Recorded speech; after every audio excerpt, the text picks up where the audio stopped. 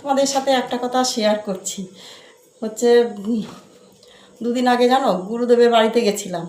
আমার গুরুদেবের বাড়ি হচ্ছে ওই তোমার কৃষ্ণনগরে ওই রাধানগর বারোয়ারি আছে, ওই বারোয়ারির কাছে অন্নপূর্ণা সরণি, ওখানে হচ্ছে গুরুদেবের বাড়ি গেছিলাম আমি আর আমার একটা বন্ধু।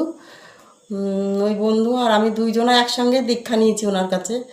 সেদিন গেলাম, বৈশাখ মাস পড়ে গেছে, একটু নতুন ফল মিষ্টি দেওয়ার দরকার, তার জন্য আম, শশা, একটা তরমুজ আর মিষ্টি দই, কলা, 4-5 রকমের ফল নিয়ে মিষ্টি দই নিয়ে তারপরে গেছিলাম। গিয়ে প্রণাম করে গল্প করে, অনেক দিন যাওয়া হয়েছিল না অবশ্য, 5-6 মাস যাইনি, মাঝে মাঝে যাই, গিয়ে দেখা করে আসি। এই প্রণাম টনাম করে একটু থেকে, মন্দির আছে বাড়িতে, মন্দিরে ঘুরে টুরে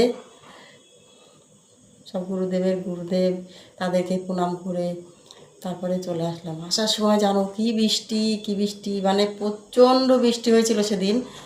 মানে এত আটকে গিয়েছি, টোটোর মধ্যে ছিলাম কিন্তু আটকে গেছি। দিয়ে তারপরে আবার ওখানে একটা দোকানের সামনে দাঁড়িয়ে থেকে ওখানে তারপরে প্রায় আধ ঘন্টা পরে বৃষ্টি থামলো, তারপরে টোটো করে বাড়ি আসলাম। বাড়ি এসে দেখছি কারেন্ট অফ।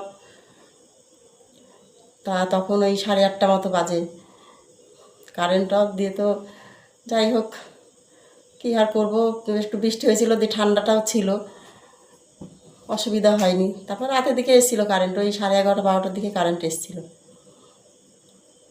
তো এই ছিল, শেয়ার করলাম তোমাদের কাছে গুরুদেবের কথাটা। গুরুদেব যেখানে থাকো, যদি তুমি আমার ভিডিওটা দেখো, আমার প্রণাম নিও। টাটা।